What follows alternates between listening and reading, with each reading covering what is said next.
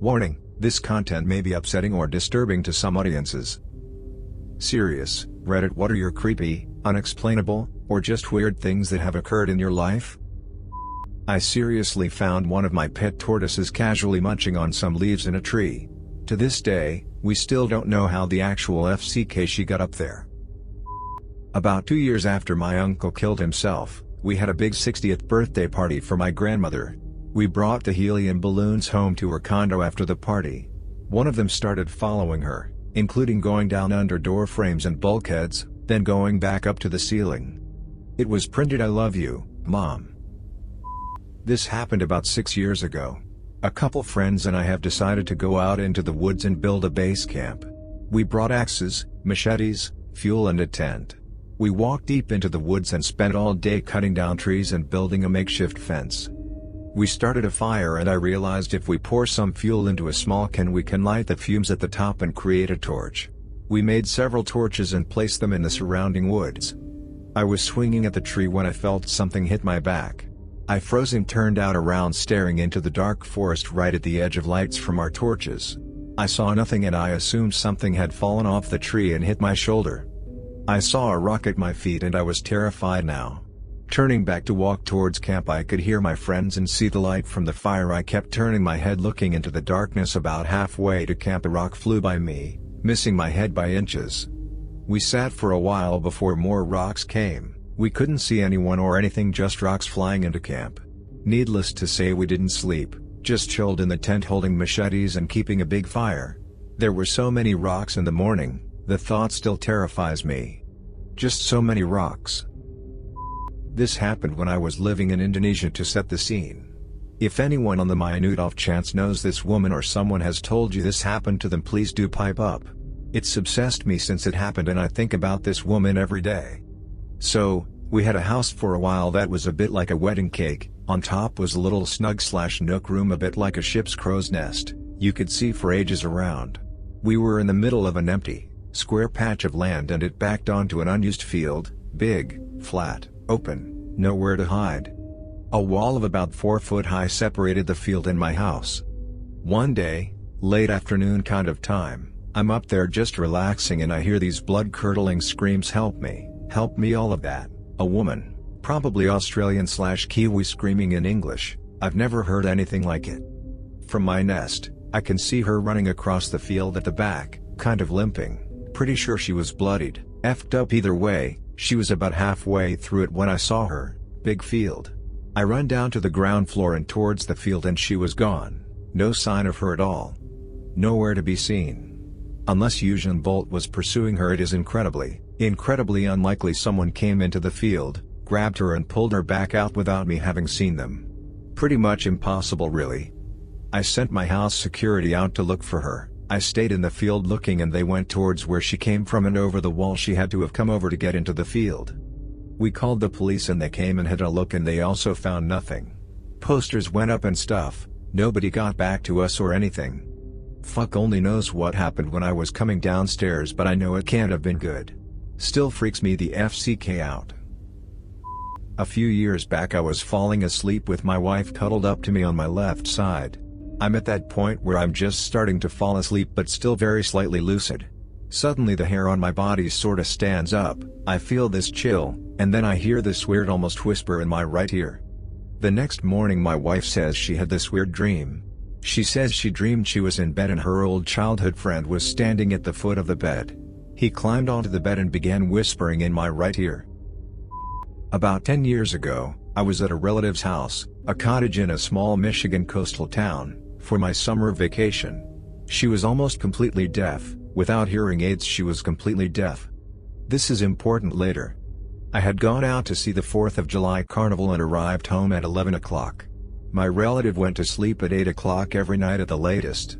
When I came in, I turned off the alarm, essentially signed myself in, and turned it back on again, like I did every time I came home late. Now, upstairs there was a long hallway.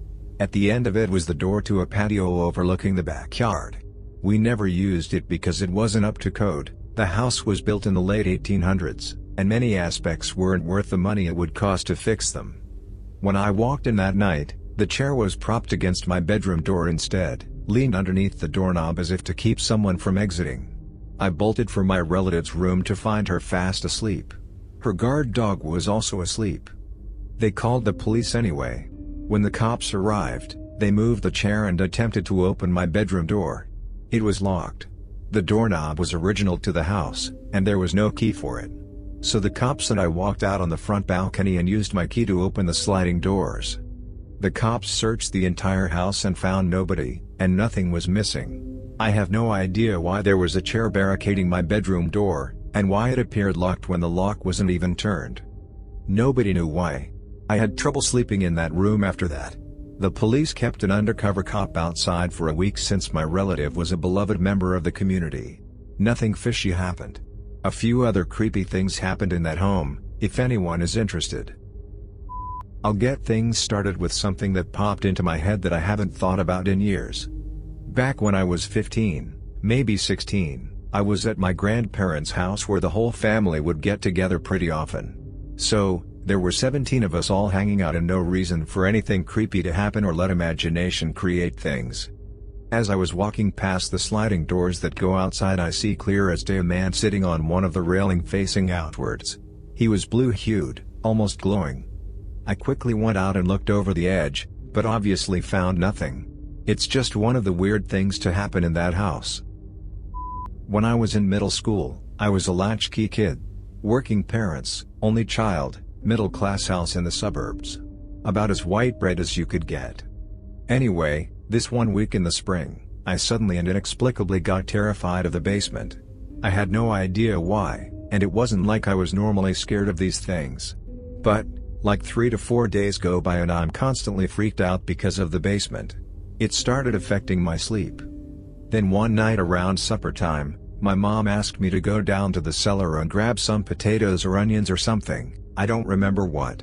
And I hesitated, and my parents saw me hesitate, and they asked what was wrong. So I sort of confessed that I'd been having creepy dreams about the basement. My parents basically said, "Sure, son. We totally understand," but I could tell they were kind of rolling their eyes. So I sacked up and opened the door. And sitting right on the top step was this huge black cat, staring at me. I effing lost it. Shrieked and slammed the door closed, hard hammering from adrenaline. Turns out, my parents had been gardening the weekend before and had left the cellar bulkhead open, leading to an inquisitive neighborhood cat getting stuck down there for like 4 days. Even though I know now it was just a cat, I still get chills thinking about how freaked out I was for those couple days. The last 4 times I've had to go to Walmart, a coworker I don't really like just happens to be there.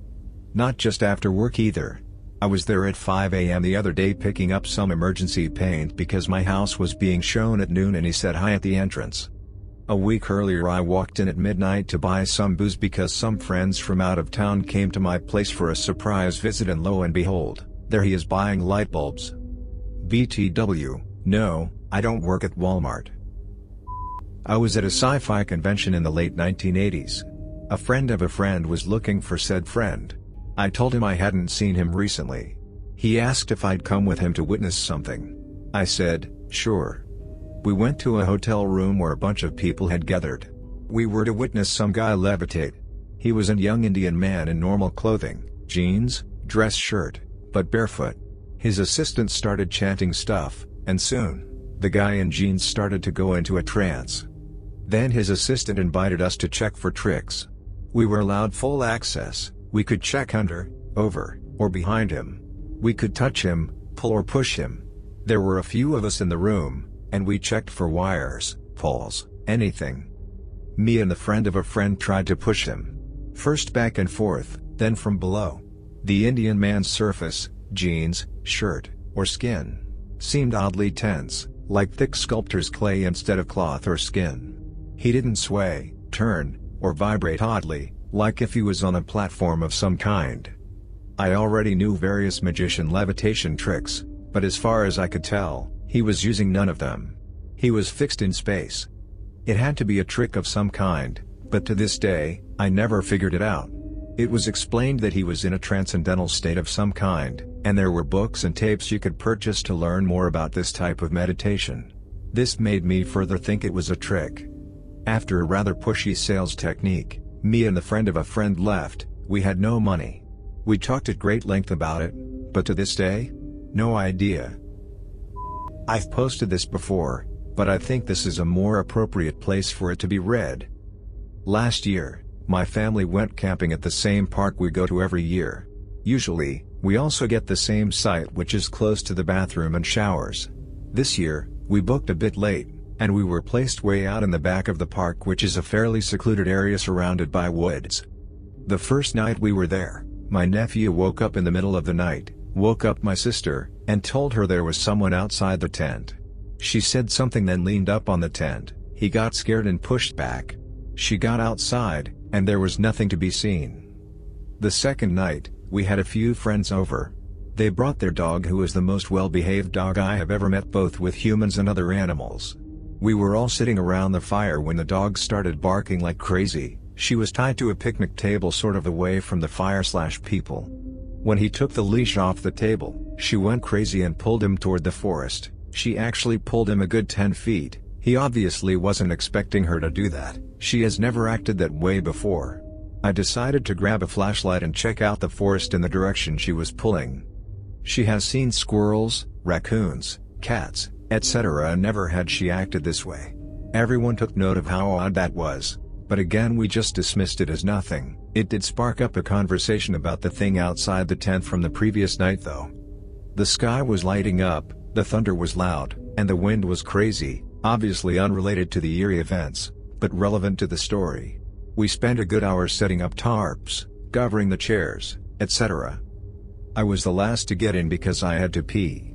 I was at the edge of the site, facing the forest, pissing in the wind. The storm and the forest were spooky enough, but what happened next will forever be burned in my memory.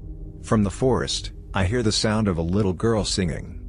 I couldn't make out any words, but I was certain I was hearing the voice of a small girl. There were no other voices. I pushed that pee out faster than a laser. The second I finished, I turned toward my tent. A loud bang of thunder sounded, and I jumped into my tent just as it started to rain. I was sweaty and possibly a bit covered in pee, didn't get to shake the last drop. In the morning I told my family. I feel like really no one believed me, but it happened and it was terrifying. One day I was home from school from some kind of abdominal pains. I went up to lay in bed and I felt something heavy just drop on the sheets between my legs. I looked, nothing there. Nothing was on the ceiling that could have dropped either. My mom used to have nights where she'd wake up in pitch blackness. There was always a street light shining through the window, and feel like someone was on top of her choking her too. That house was weird. One night at my family's cabin in West Virginia, my brother and I were sleeping on the porch. From the beds we were in you could see the rocks on the top of the mountain.